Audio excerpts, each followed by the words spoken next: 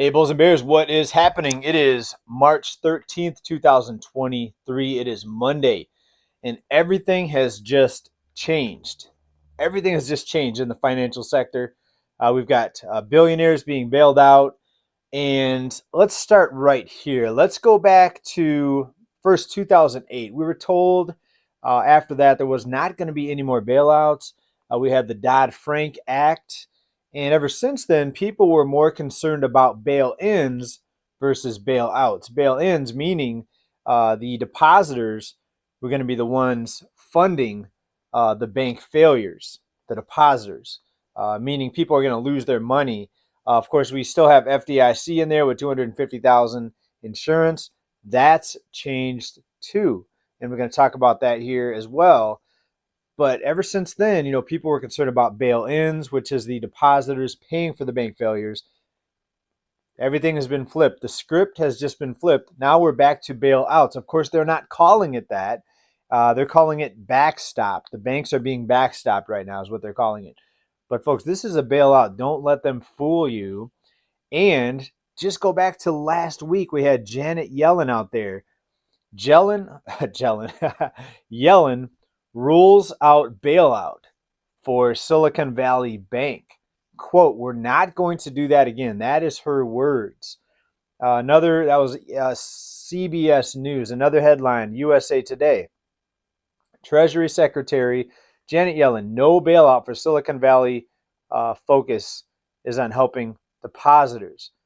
So what they're saying is they're not giving the money to the banks, right? You could say it's not a bailout because the bank is still going to be taken over and it's no longer going to be in existence. It's going the way of Washington Mutual from 2008. Remember that bank failed.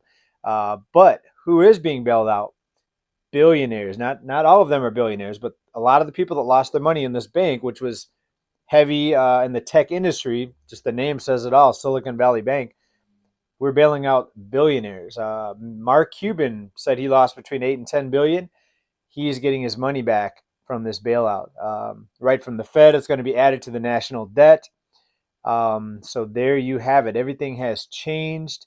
And this is a very historic day here because up until now, people thought that it was going to be bail-ins, that people were going to lose their money.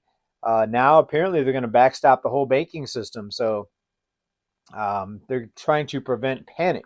Not that they're saving the banks. Banks are still going to go away. Banks are still going to fail and vanish.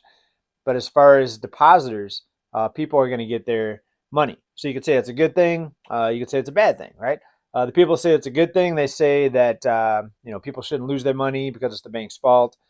People that say it's a bad thing is that the people should have done their research. They should have known that banks were over leveraged. And really, most people wouldn't know that unless you watch a channel like this or some other non-mainstream financial news.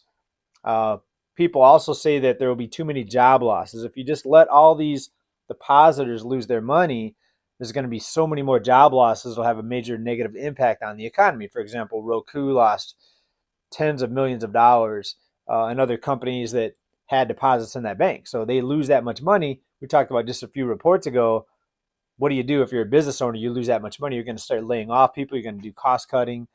So that's not likely to happen now. Now, I think there's still going to be a lot of fear of more contagion, even though they're trying to make everyone calm.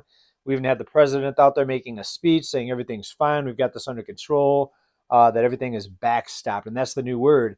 Instead of bailout, it's backstopped. Now, over the weekend, we had another bank, Signature Bank, basically fail and get taken over by regulators. And that caused a lot of panic. We have First Republic Bank and other regional banks now seeing big drops in their stock. First Republic Bank was down about 60% the last time I checked. So this is still causing fear and panic.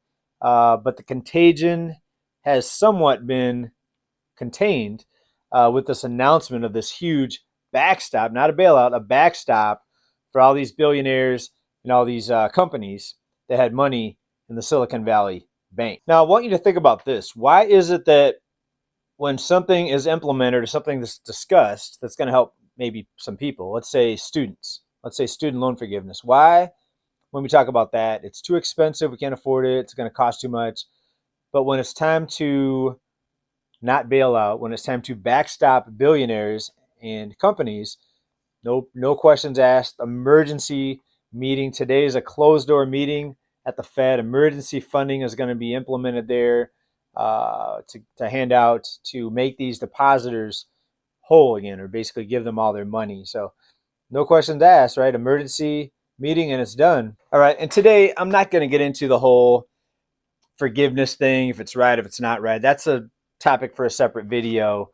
But I want you to think about that as you watch all this money being created, basically, and given out to many billionaires here. And maybe that's the right thing. You know, maybe the job losses would be too much, and this is the best thing. Depends on your point of view. You know, I'm someone that likes to see things get corrected, and I'm hoping and I wish they would just let it collapse so we could pick the pieces back up and start with something more sane. But looks like they're just going to keep finding new ways to keep the banking system propped up. And they're not going to allow a major correction. It's still going to be a slow motion economic decline. But as we can see, they're finding new ways to kick the can down the road, to keep things propped up. Banks fail, but now FDIC is going to insure more than 250,000. Also ask yourself, if Silicon Valley Bank was full of just regular middle class people and not billionaires and tech companies, would they have still went the extra step and still reimbursed everyone or given everyone their money back, even over 250,000? So apparently 250,000 is no longer the cutoff. Like people believe for decades that was the limit. FDIC put that out there, $250,000 limit. Now out the window with one emergency meeting, they just change it. They just change the rules. They move the goalposts. Maybe it's a good thing. Maybe it's a bad thing. I'm not here to debate that. But the consequences of this, there are consequences that affect you and me and everybody. There are consequences for propping up failure or for backstopping. Let's use their word, backstopping failure. See, when you prop up banks that loan out so much money that they're insolvent, then you're also propping up and backstopping bubbles, price bubbles, home prices being too high, car prices being too high, the cost of living being too high. When you prop up institutions that loan out way too much money that they're supposed to loan out compared to how much they have in deposits, that's why they had to be rescued, by the way, is because they didn't have enough money to cover all the withdrawals, right? Because they loaned out all the money. Once they got it in their bank, once it was in deposits, they loaned it out, they invested it, and that's all banks. So when you prop up this type of system, when you prop up these banks, you're propping up price bubbles because it's all this lending and issuance of debt that makes prices go higher. When everybody can borrow money to buy something, the price just goes up and up and up and up. When people can't borrow money, when there's tight lending, and when it's hard to get a loan, prices drop. So what we're doing here, we're also not just backstopping the bank and these depositors, is we're basically keeping the bubbles inflated. Now, yes, we're still going to see some deflation in some areas, but you see what I mean? This is definitely, it's going to have an impact here. And I think we're going to see more banks fail. And the next logical step, as far as I can see, is they're going to rescue the too big to fail banks. They say they're not going to, and they may not call it a bailout. I think they'll just pick another word. They'll make up another word.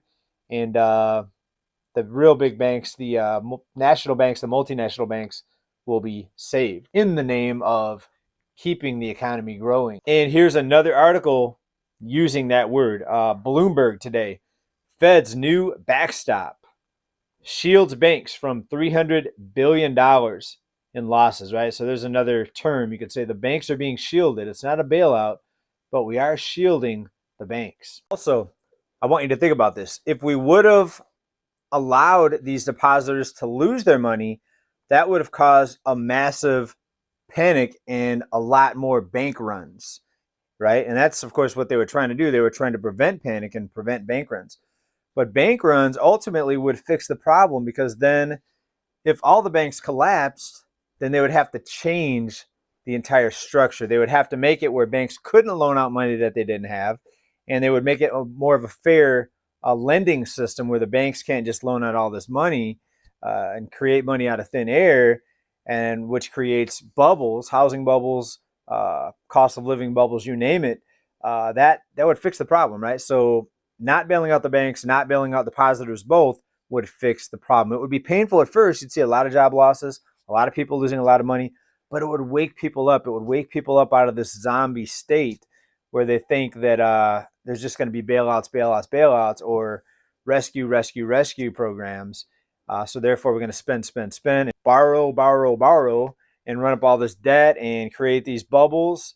But with what happened here recently, we're just going to keep going. It's going to be more bubbles. There's still going to be an economic downturn, but it's going to be a slow motion downturn instead of a collapse. So today they prevented the collapse. This would have been a collapse of the banking system. It would have been mass panic, and you would have seen likely dozens of other banks fail if they wouldn't have bailed out these billionaires here with this. All right. So that's today's report, guys. All right, Bulls and Bears, let me know what you think down in comments.